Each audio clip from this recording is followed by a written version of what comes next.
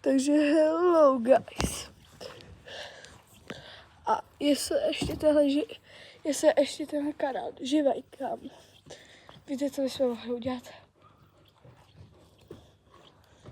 Revival.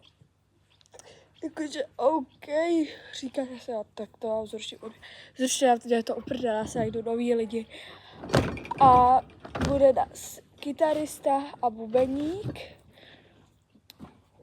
A je to fakt jakože už dlouho. Máme tady nový zvířátka a budeme mít různé koncerty.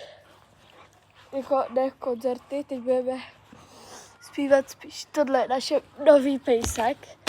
Koukej, Betty. Ne, to nežer. A tohle je náš nový psíček. Klidně zeskoč. Chci zeskočit, Betty? Tak zeskoč, tak. A tady má uško. Tady je. No. Prostě takhle. Ale dělali bychom spíš takový ty soukromý koncerty. A i na nějakých akcích větší. Jak vidíte, už je docela velký ten pes. A žere rád guličky.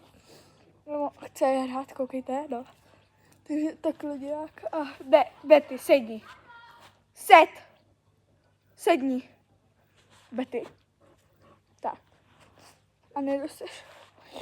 No a teď by asi kočka skočí do bazénu. Dobrý. A budeme revival. Já jsem na bubnech, Kajuška bude na kytaře.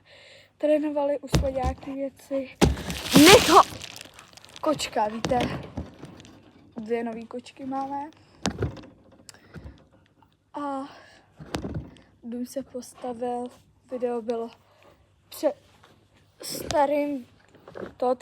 Teď dává tady perou kočky se psem. To neřešte. A takhle by to bylo všechno. Budeme natáčet ty revivaly. Budeme se snažit vám natočit první koncert. Ano. Což bude tuhle sobotu, takže čauky.